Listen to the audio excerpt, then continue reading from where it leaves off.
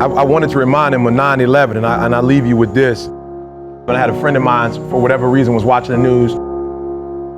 She called me, I couldn't believe it. And by the time I turned it on, we had the second plane that crashed. And we know Raspo that was a terrible moment in America's history. But I drew some lessons from that. One of the things that struck me is the smoke.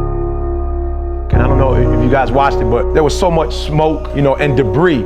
And while you had individuals who were running out for safety, you had these firefighters and these other public servants who, for whatever reason, and I'm sure they had families, some were about to retire, they were close to retirement, probably had a wonderful life going, while everybody else was running out of the building, they ran in. I don't know, maybe you didn't catch it, but that was amazing to me, that while people were jumping out of the building, like for their lives, you had guys who were running in knowing the risk. That if I run in this building, there's a great chance I'll never see my family again. I'll never see my wife again. I could die as I run it, but they kept running in, grabbing people, bringing them out, and some didn't make it out. And so I say to us that there's gonna be some situations here, there are gonna be some young people, who are really going through it, and it's gonna take a lot of sacrifice, but some of us, we gotta run in while everybody else is running out. Like while everybody else is abandoning them, mom, dad, uncles, grandparents, look, you're not gonna be anything. This is your last chance, and when you go up there, you're gonna blow it when you go up there, and you're gonna be back home. When everybody else is saying, we cannot go in there, somebody's gotta be willing to say, we're going in and getting it. And I'm proud to say that I'm not just talking, but I practice what I preach. Because I'm at that university every single day when economically I could be doing something else, but every time I feel like giving up and quit. You guys may not understand, but the economy hit Michigan rough. When we lost GM, Chrysler, and Ford,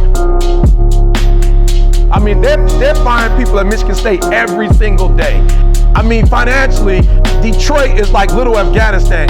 Raspo. It is unbelievable economically what has happened to our state. And so while people are moving to New York, people are moving to Texas, people are going everywhere saying, man, we got to get out of Michigan while we can. There are a few of us that are saying, we can't leave these students behind.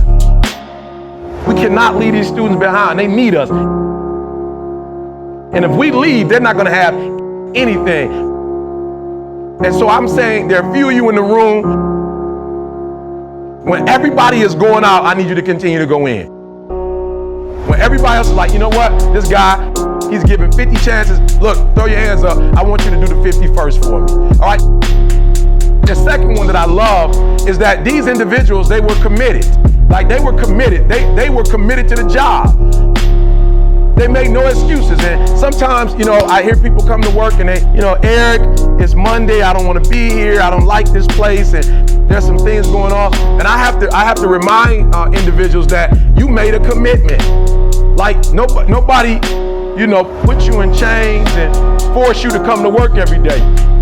You made a commitment to be here. And because you made a commitment to be here, I just come from the old school.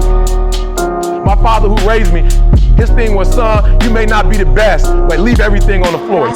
You put 120%.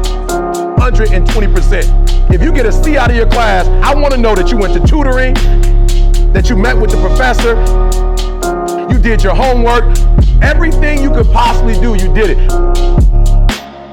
All I'm asking for when I leave, I'm just asking you to do 120, like bring 120. I know many of you were athletes. You work in the athletic department, 120%. Every day when you come in, 120. And it's something about when you put 120% in, when you're energetic, it's like fire, a wildfire. It just catches on, fire, a wildfire.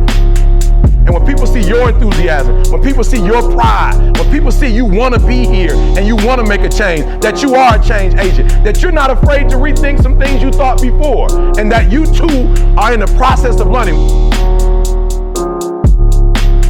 What I love about my students, they respond better when they hear it took me 12 years to get a 4-year degree. And there are some people that say, why do they come to your room? Why do they love you so much? Why do they want to be around you? Because they know I'm not perfect and I fail just like they fail, but I'm committed. Because they know I'm not perfect and I fail just like they fail, but I'm committed. Raspo. And the final one, I love it, a pledge.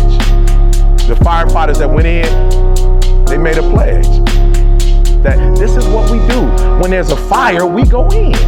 We say, when there's a fire, we go in. We say, look, you don't have to do, Eric said this and Eric said that.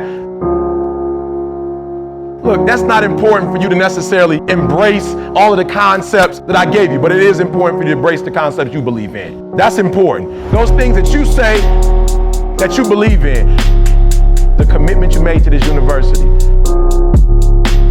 the pledge that you made to this university, I want you to keep the pledge. And some of you, as I conclude, you're old enough to remember a time when a man didn't have to sign a contract. We're at a place now when we say something, we got to sign like 3 and 4 documents because that's the society we live in. But I remember being a kid, I remember when my father used to do this. And when he shook your hand, Raspo beats. and when he shook your hand, and you shook his hand, there was no paperwork involved. He made a commitment that if I said I'm going to be there at 6, I'll be there at 6. And we got to get back to that place that our word is bond. And when we make a commitment to stick in the mutualism. That we benefit, but the people around us benefit as well. So I thank you so much for your time. And let's end this year off strong. Raspo beats. Let's beat Michigan. And let's come back next year with a great year.